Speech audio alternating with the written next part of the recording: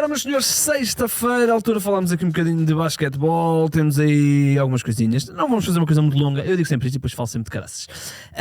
Estou sozinho, o Chico ainda está ausente, mas tenho aqui algumas coisinhas, não, nada do outro mundo, estamos ainda numa fase muito inicial da liga, portanto ainda não há aqui, não vamos fazer aqui nenhuma overreaction ao facto dos Bulls estarem 100% vitoriosos.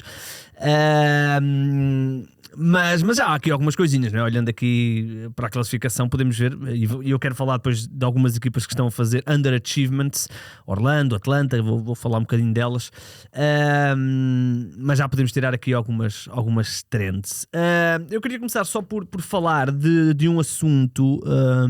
Foi ontem confirmada a venda dos Lakers, não é surpreendente, ou, aliás, era apenas pro forma, era apenas os outros governadores, a Liga pôr o carimbo na venda, a Liga aprovar, no fundo, a venda. E foi aprovado, não há assim nada do outro mundo, é o tal valor dos... já não me lembro qual é que era o valor. Já não me lembro qual era o valor... os tais 8,6 mil milhões de dólares, portanto, de euros. Estamos a falar de 10... estamos a falar de mais de 10 mil milhões de dólares, ou bilhões, como eles dizem. A única coisa que podemos retirar aqui é o facto de ter sido escrito que Jeanie Buss vai continuar como governadora num período não inferior a 5 anos. Está escrito, está no contrato, ao contrário do que aconteceu, por exemplo, ao Mark Cuban, que tinha dito que quando vendeu os Dallas Mavericks à família Dumont, ele tinha dito que ia continuar a ser o governador da equipa para sempre, não é? Ele utilizou a expressão forevermore, mas depois ele veio explicar que essa cláusula não foi escrita, foi apalavrada, e imediatamente assim que os Dumont pegaram na equipa, correram entre aspas, mas afastaram logo o Mark Cuban e deram controle total ao Nico Harrison, e sabemos bem como é que isso correu. Neste caso, Jeanie Buss já não foi nessa conversa e ficou escrito no acordo que ela será a governadora, portanto será ela a gerir todas as operações dos Lakers, será ela a ir ao Board of Governors,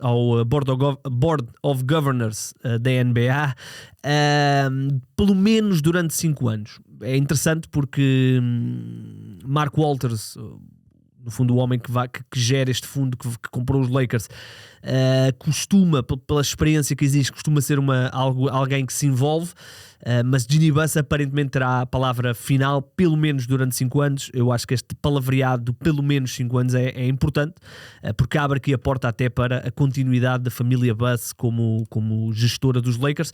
A família Buss que ainda detém uma percentagem muito significativa dos Lakers, mas já não é a percentagem controle, digamos assim. Este foi um dos pontos. Eu já falei disto aqui com o Ricardo. Falamos de... É engraçado porque os Lakers, ao contrário dos Celtics, que são as duas franquias, não é? Digamos, da dinastia NBA, 50% dos títulos da liga estão nestas duas equipas, 18 para os Celtics, 17 para os Lakers, ou qualquer assim de género, 19, 18, agora eu confesso que já não tenho aqui a matemática totalmente na minha cabeça, mas...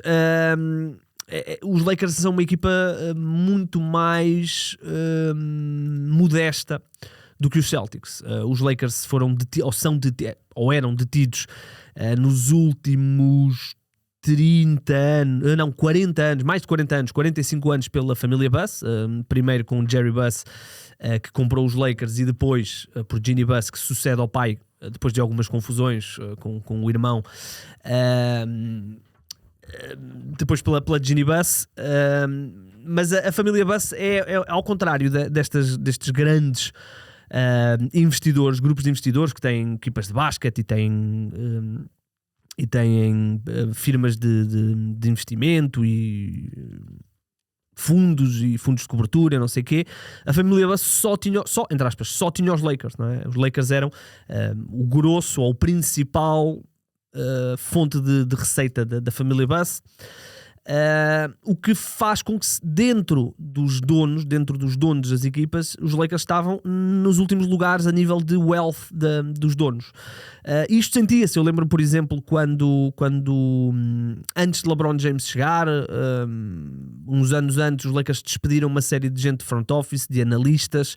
Era uma equipa que dentro do luxo que é a NBA, era a que dava menos condições, não aos jogadores, porque isso aí os Lakers são vistos como a equipa que dá mais luxo aos jogadores, de conforto, mas dentro da estrutura da equipa era aquela equipa que menos esbanjava em analistas, em preparações, coisas desse género.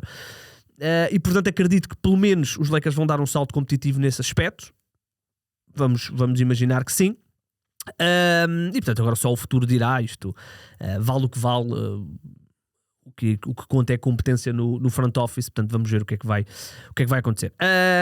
Esta é apenas uma das informações que eu tinha para vocês. Outra coisa, lesões, não é? Tivemos dois sustos que ainda não sabemos bem a gravidade deles. O primeiro, Anthony Davis, não sei se foi Anthony Davis, se foi o Trae Young que se lesionou primeiro, mas vamos falar primeiro do Anthony Davis.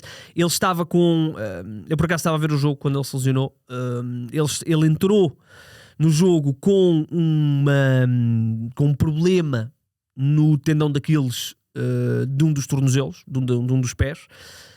Arriscou, jogou. Há um lançamento do jogo contra os Pacers. Não, mas não foi este jogo que eu vi. Foi. Exatamente. Ainda no primeiro período arriscou ali eu acho que exatamente. É no ataque, tem ali um lançamento e quando vem para o chão ficou agarrado ao tornozelo. Na primeira imagem eu pensei, olha, torceu o pé, acho que era o Tony Bradley que o estava a defender, e eu pensei, olha, deve ter colocado o pé em cima do pé do Tony Bradley e torceu o pé, vamos ver.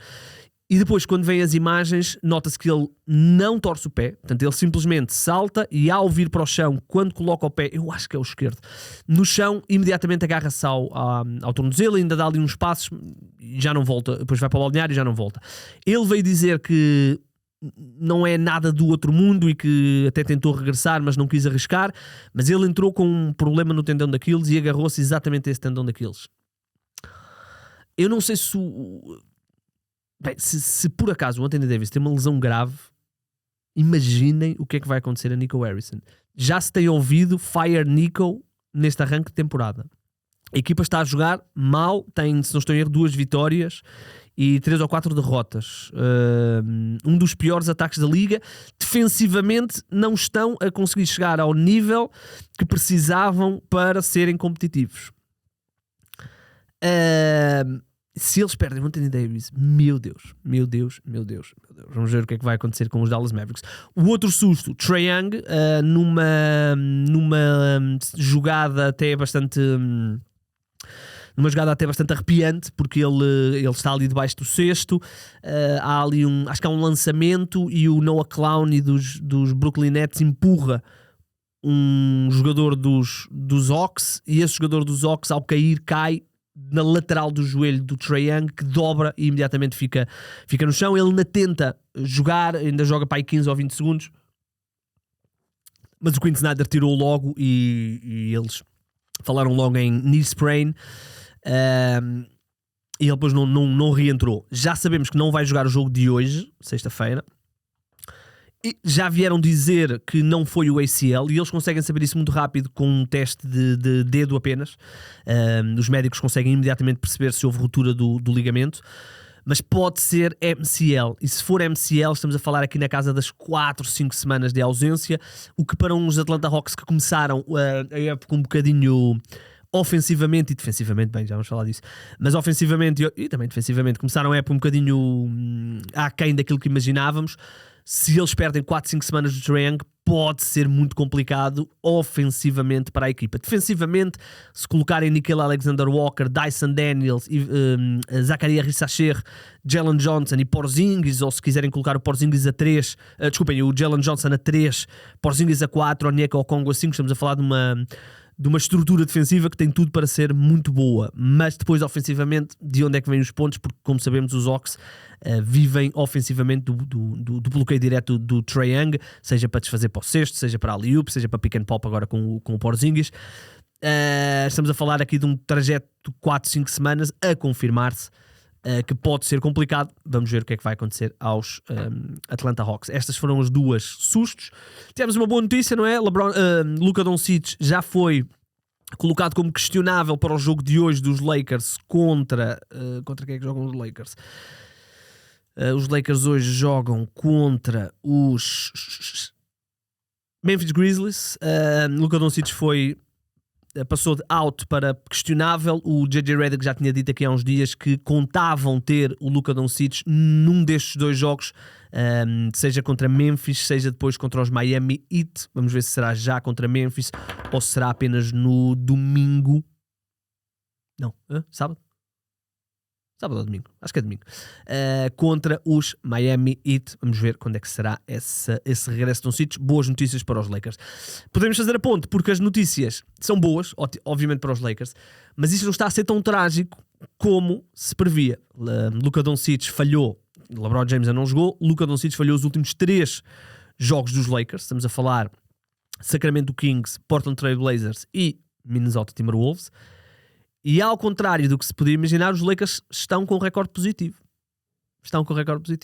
Sacramento, 127-120 para os Lakers. Portland, segunda noite de um back-to-back onde os Lakers não tinham mais de meio plantel. Perderam contra os Blazers 108-122. E na madrugada de quarta para quinta, Timberwolves, os Lakers ganham em Minnesota. São já 2 vitórias para os Lakers contra os Timberwolves, o que pode ser muito importante quando chegarmos à fase final, porque são 2 equipas que podem estar na luta pelos mesmos lugares, ali no top 6, e os Lakers já têm aqui uma vantagem boa no eventual tiebreaker. E porquê é que os Lakers têm ganho? Obviamente pelo tema principal deste podcast, a afirmação, a explosão de Austin Reeves. O base dos Lakers está a fazer um arranque de temporada incrível. Eu fiz um artigo sobre ele ontem à noite. Ele queria só abrir o artigo porque eu tenho lá alguns dados que não sei assim de cor.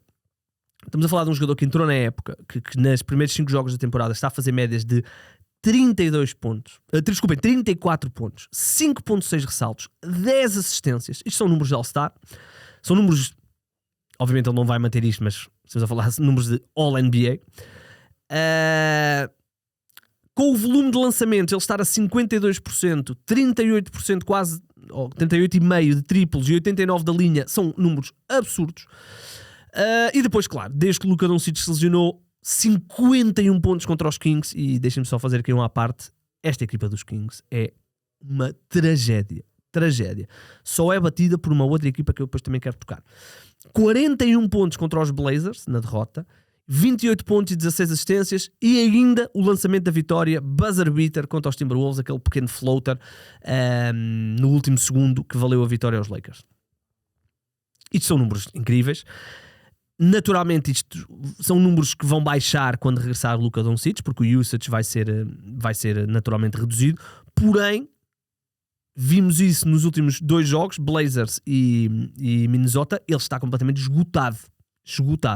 Portanto, também poderá melhorar a sua eficácia, que, por exemplo, no jogo contra os Timberwolves já lançou bastante mal, entre aspas, já não lançou tão bem como nos outros jogos.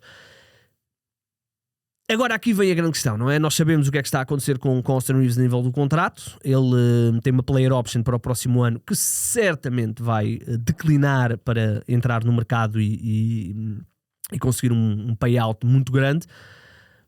E agora vem a pergunta. Ele é um jogador de contrato máximo, estamos a falar na casa dos 240 milhões de 5 anos. Hoje, dizemos assim, claro, a 34 pontos sim. Mas eu vou fazer-vos recuar, vou-vos fazer recuar 4 ou 5 meses, ou 3 ou 4 meses, para os playoffs do ano passado, onde ele teve um playoff terrível e foi um dos jogadores mais explorados pelos Minnesota Timberwolves. Se ofensivamente ele continuar assim, para já, estamos a falar já de outro nível de jogador, quase um no-brainer para dar o contrato máximo. Agora, isto pode ser apenas fruto das conjecturas, não é? Pode ser um fruto apenas das circunstâncias. Não há ninguém nos Lakers para marcar pontos, alguém tem de marcar pontos, aparece Austin Reeves, que é um jogador bastante acima da média e que com 40 lançamentos por jogo vai naturalmente marcar muitos pontos.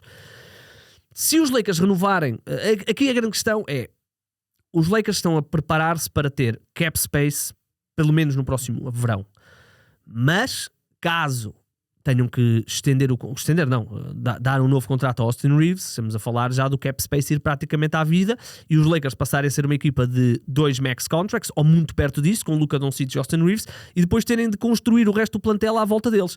E quando eu falo de construir o resto do plantel, sabemos que há um nome que temos que falar, LeBron James, que não sabemos o que é que vai acontecer no final da temporada, com 41 anos, portanto é uma situação complicada. Agora, que Austin Reeves está a fazer muito dinheiro para si, isso está, seja em Los Angeles, seja no outro lado qualquer. Portanto, isso aí estamos totalmente de acordo, que vai ser quase impossível aos Lakers não pagarem bastante para ter Austin Reeves, porque tenho a certeza que vão haver outras equipas que vão estar dispostas, mesmo equipas que estão no processo de rebuilding, Nets e Jazz e equipas desse género, que vão estar confortáveis em tornar o Austin Reeves a cara do plantel, pelo menos durante X tempo. Mas vamos ver o que é que vai acontecer. Achei interessante, achamos todos interessantes o que Austin Reeves está a fazer. Hoje tem jogo com Memphis e vamos ver se Luka Doncic regressa ou não. Caso não regresse, podemos ter mais um episódio do Luka Show, sendo que o Doncic, mesmo os 2 jogos antes da lesão do Luka Doncic, já vai começar muito bem, com 25 pontos de média, se não estou em erro. Portanto, Austin Reeves está a começar realmente muito bem a temporada. Outros 2 assuntos que eu quero falar com vocês. Orlando Magic. Os Orlando Magic, eu ontem não vi o jogo porque era contra Charlotte e portanto eu sabia que ia influenciar a minha leitura do que é Orlando, porque a equipa dos Hornets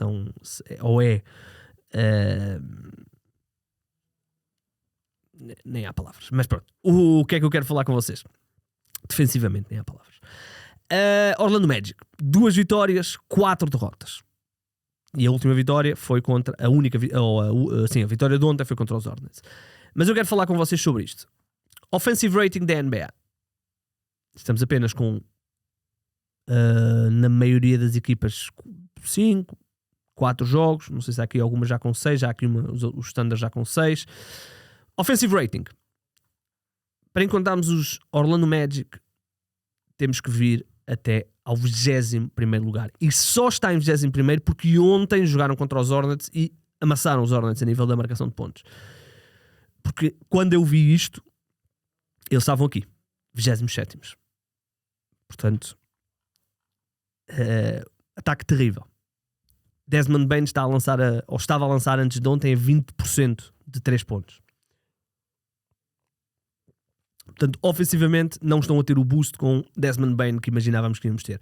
Mas o pior disso tudo é isto. Defensive rating, onde no ano passado e nos últimos anos os Magic tiveram sempre uma defesa no mínimo top 10, muitas vezes top 5. Para encontrarmos a defesa dos Orlando Magic, temos que vir também para 21º. E está a 21º porque jogaram ontem contra os Charlotte Hornets, porque poderia estar bem pior. Ora, uma equipa que tem um payroll já muito grande, que tem Jalen Suggs, Desmond Bane, que para o ano terá o contrato do Paulo Banchero, Franz Wagner também. Portanto, já tem aqui um volume muito grande a nível de defesa, a nível de contratos. Este arranque é preocupante e podem rolar cabeças.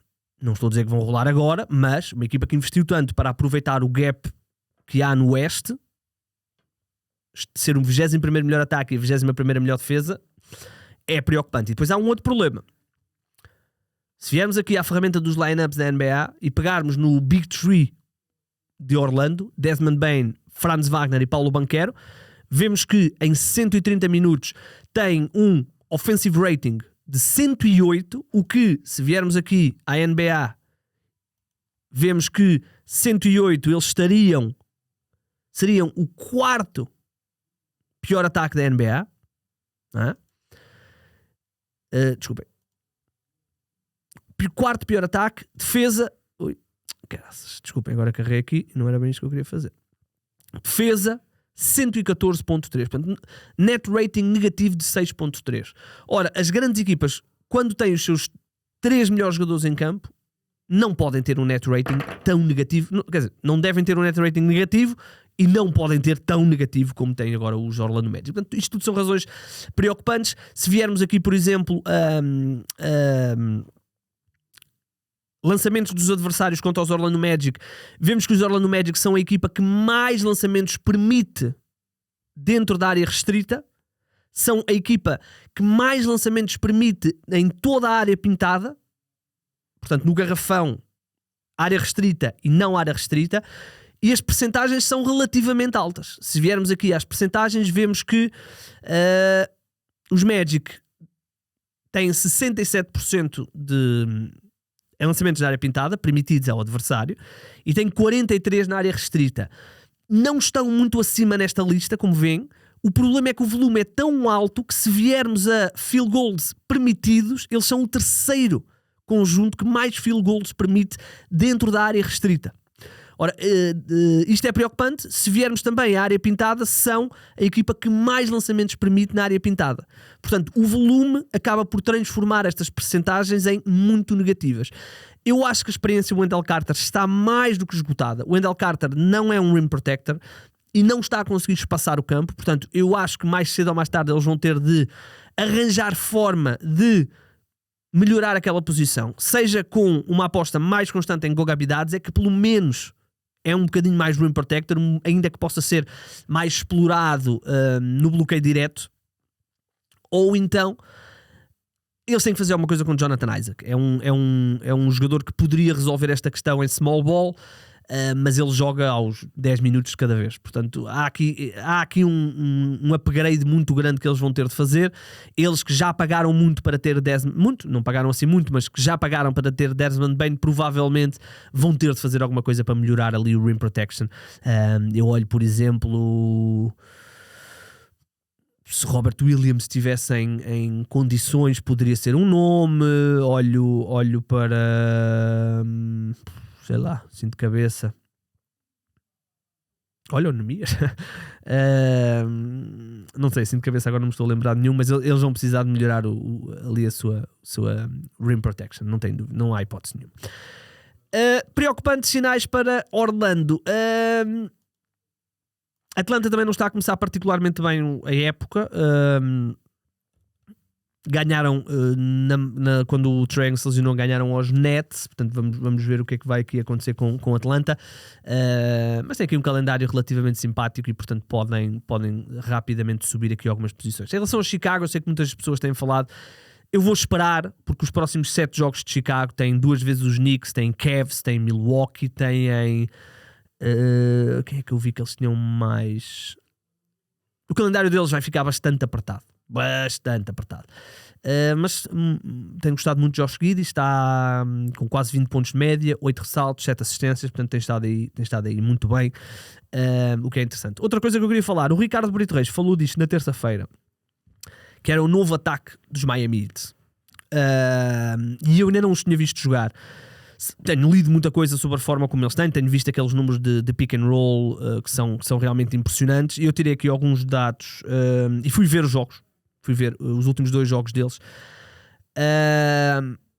onde eles até nem tiveram o Norman Powell, que tem estado aí com problemas, mas é realmente muito impressionante. Eu fui ver, eles este ano estão com uma média de 19 pick and rolls por jogo. No ano passado eles estavam a fazer 69 pick and rolls. Na maioria, não, meio. Metade da liga está a baixar os seus números de pick and rolls, que é interessante. Veja aqui, por exemplo, Utah com menos 19 pick and rolls no ano passado, Portland com menos 16, Miami está a fazer menos 49 pick and rolls em média da época passada para este ano. É um ataque totalmente baseado em motion, onde continuam a haver bloqueios, só não são bloqueios para o ball handler, é bloqueios off-ball, um bocadinho como fazem os Golden State Warriors, ainda que os Warriors depois utilizem muito também os handoffs. E muitas vezes até partem de um primeiro bloqueio direto, mas os Heat não estão a fazer isso, estão a fazer ataque, pick and pop, drive and kick, sempre em movimento, com movimentações off-ball para dar vantagem ao jogador que vai receber a bola para poder atacar imediatamente o cesto. Isto é uma adaptação do que Noah Roach fez, isto em termos de NBA, nos Grizzlies, que não correu bem porque Ja Morant não estava muito para aí virado, mas os Miami Heat adotaram um bocadinho e modificaram aqui algumas coisas em relação a isso, e isto é bom para o personnel deles, porque Norman Powell gosta de atacar assim, Jaime Jaquez gosta de atacar assim. Estou curioso para ver quando regressar o Tyler Hero, se o Tyler Hero se vai adaptar fácil a esta forma de jogar, ou se vai querer jogar muito bloqueio direto. E portanto tem sido muito interessante, tenho gostado de ver os Miami Heat. Eles para já 3 vitórias, 2 derrotas, portanto não estão propriamente a colocar a liga on fire, mas estão a começar bem. E portanto gostei muito de ver, gostei muito de ver os 2 jogos que vi dos Heat, porque realmente é um basquetebol muito atrativo. Tem sido muito interessante. Eu tirei aqui também um outro dado sobre a forma como, sem querer fechei isto, a forma como as equipas estão, desculpem, sem querer fechei aqui isto, a forma como as equipas estão a diversificar os seus ataques. Olha, boa, agora não encontro isto. Está aqui, não é isto. Encontrei, desculpa. Portanto, os Heat são de longe a equipa que está a fazer menos pick and rolls. Onde é que são os Heat? Onde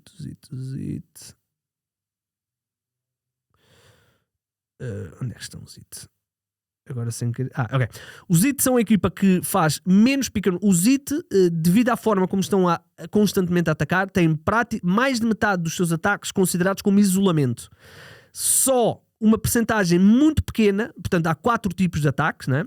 Temos atacar a partir do post, pick and roll, seja bloqueio direto, seja pick and pop, pick and roll, o que queiram chamar, handoffs e isolamentos.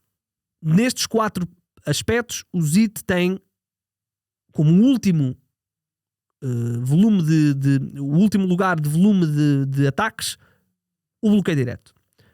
É tudo isolamentos, post e handoffs. Só depois vem os bloqueios diretos. Por exemplo, os Atlanta Hawks são exatamente o oposto. Têm mais de 60%, muito mais, quase 75% dos seus ataques são uma variável de bloqueio direto. Percebemos isto facilmente porque tem Trae Young. Por exemplo, os Lakers também têm muito bloqueio direto. Os Hornets são a segunda equipa com mais bloqueio direto, assim pelo menos visto aqui de uma forma mais genérica. Porquê? Lamelo Ball.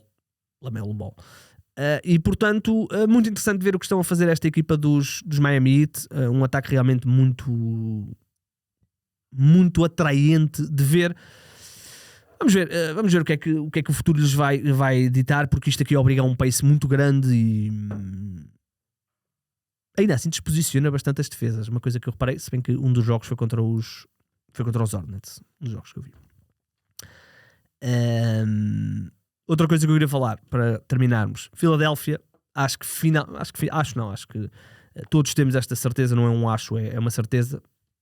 A situação de Joel Embiid e Paul George, os 76ers estão preparadíssimos para, o que eles contribuem, mas não vão ser o focal point do nosso franchise. O focal point é claramente Tyrese Maxey, que está a fazer um arranque de temporada assombroso, e VJ Edgecombe, que está a nubelar a corrida pelo Rookie do ano. Todos achámos que Cooper Flagg ia ganhar o prémio de Rookie do ano com alguma vantagem, e continua a ser o favorito. Mas VJ Edgecombe vai tornar isto uma corrida. Ele está a começar muito bem a temporada. Ataque ao cesto, explosão. O próprio lançamento, que era uma dúvida que eu tinha, está melhor do que o que eu achava. Seja de 3 pontos, seja de mid-range. Portanto, muito, muito bom o que eu tenho visto de VJ Edgecombe. E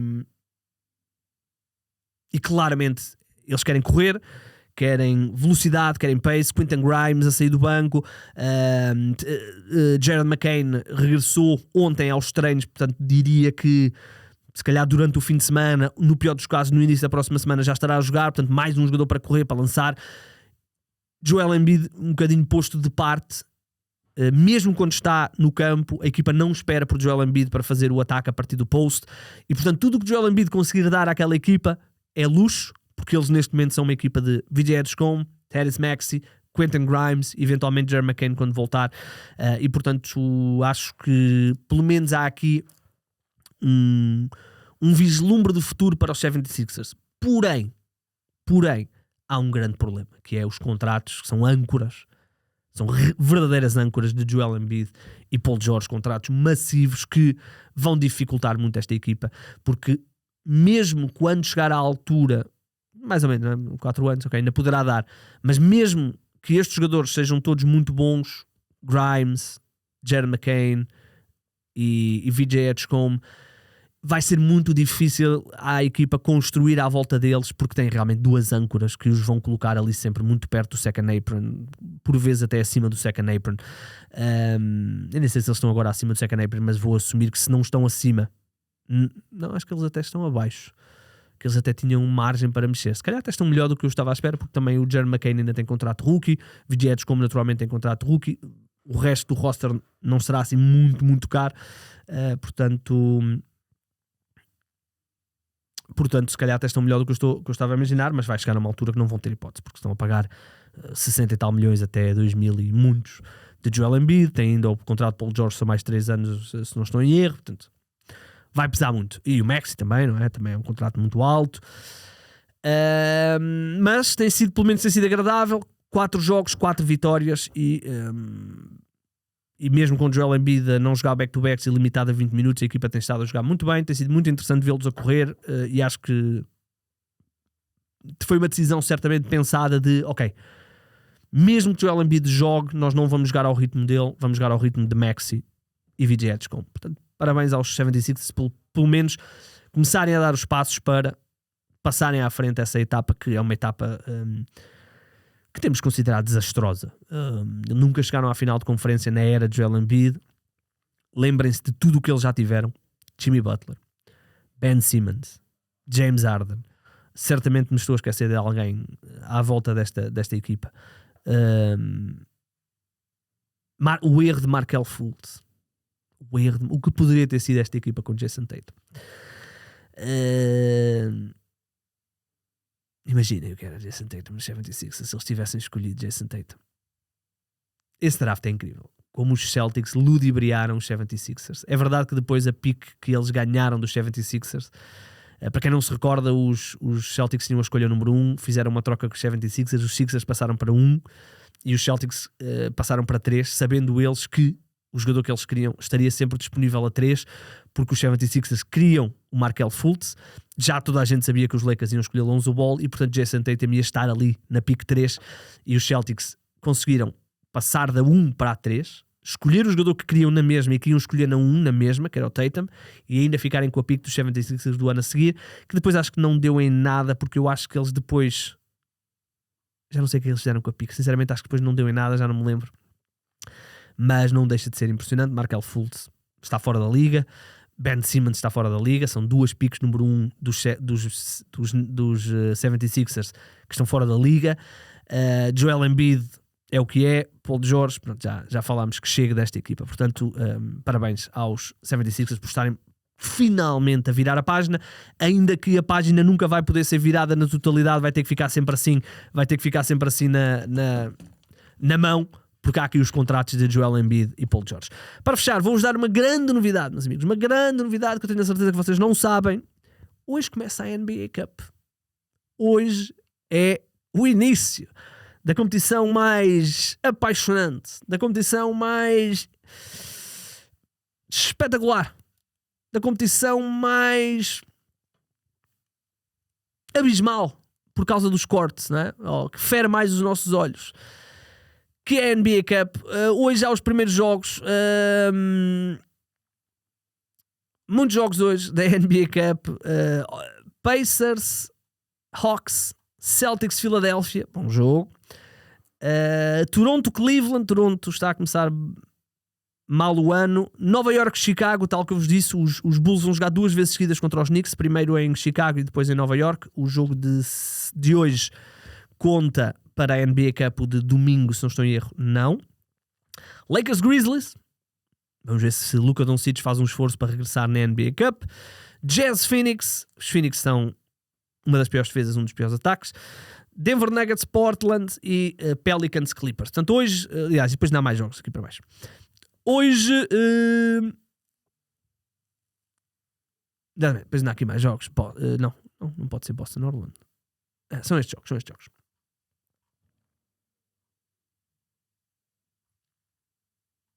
Também, porque eu só estou a ver os jogos. Desculpem, é isso. São 8 jogos, o arranque da NBA Cup. Portanto, está de volta à competição. E queria só tocar, para fecharmos, nos New Orleans Pelicans, que em 2025, em outubro de 2025, fizeram algo inacreditável, que foi começar um jogo da NBA com DeAndre Jordan no 5 inicial. DeAndre Jordan. Naturalmente perderam. Eles perderam todos os jogos até ao momento. E o mais inacreditável disto... Como é que eu agora saio da NBA Cup? O mais inacreditável disto tudo, meus amigos, é que os Pelicans são últimos classificados do Oeste. Ainda não ganharam um jogo. No Oeste, os Indiana Pacers são penúltimos classificados, também sem vitórias.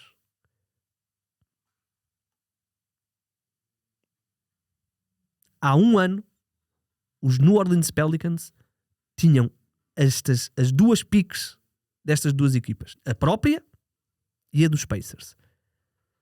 Há um cenário onde Indiana e Pelicans são 2 das equipas com mais probabilidades de ter a pique número 1, e os Pelicans não têm nenhuma dessas piques. Estão-se a rir os Atlanta Hawks e os próprios Pacers, que conseguiram a sua pique de volta. Portanto, os New Orleans Pelicans, que decidiram trocar a pique deles deste ano, do próximo draft, para terem o Derek Queen, sabendo eles que DeJounte Murray estava a recuperar de uma ruptura no tendão de Aquiles e que não se sabe se vai jogar este ano, eles tomaram essa decisão e neste momento têm 0 vitórias, 4 derrotas, provavelmente vão ser uma das piores equipas do Oeste e não têm a pique. Há aqui um cenário em que os Atlanta Hawks fazem uma boa época, vão longe no playoff, renovam com Trae Young e têm a pique número 1, ou pelo menos uma pique top 4, através dos New Orleans Pelicans. Há esse cenário na NBA. E portanto, os meus parabéns a toda a gente envolvida nestas decisões. Como é que é o nome de GM deles? O antigo jogador dos Pistons. Tenho o nome debaixo da língua, estou a ver a cara dele. Não, já não é. Joe Dumars. Joe Dumars, antigo base All-Star dos Detroit Pistons, campeão pelos Pistons, que já tinha sido GM dos Pistons, tinha sido, por exemplo, ele que teve a brilhante ideia de juntar Andre Drummond a um outro posto que agora me está aqui a faltar o nome, formar ali um Twin Tower ainda com o Josh Smith e não sei o quê. Foi dele essa ideia. Ele depois vai para a liga, era ele o chefe das multas e não sei o quê, da disciplina, e agora vai para New Orleans e começa muito bem com 0 vitórias, 4 derrotas. Zion Williams acho que só não jogou um jogo, portanto ainda é mais preocupante. DeJounte Murray não se sabe quando é que vai regressar. Herb Jones começou muito mal o ano, o mesmo para Trey Murphy, portanto parabéns aos New Orleans, que estão realmente aqui num trajeto muito interessante para eventualmente darem a escolha número 1 aos Atlanta Hawks. Muito bem, vamos embora, malta. Voltaremos na terça-feira com o Ricardo. Muita NBA, não se esqueçam o ranking da NBA Cup. Apontem bem os grupos e as vitórias e as derrotas. Não, estou a brincar, eu por acaso gosto da NBA Cup. Acho que a NBA não vende propriamente bem a taça, mas eu gosto. Acho que não deixa de ser giro podermos estar aqui a ver quem é que se apura e não sei o quê. E eles este ano fizeram uma mudança que é só a final, é que é mesmo em Las Vegas, as meias finais não são na casa das equipas. Portanto, acho interessante, gosto, não acho que tenhamos que perder muito tempo a analisar os grupos, nem sei os grupos, mas daqui a 2 ou 3 semanas, quando chegar à última jornada, vou certamente saber e vou certamente estar a analisar essa situação. Vamos embora, malta. Ótimo fim de semana da NBA, já sabem, se conseguirem afundar 3, mandem-nos o vídeo.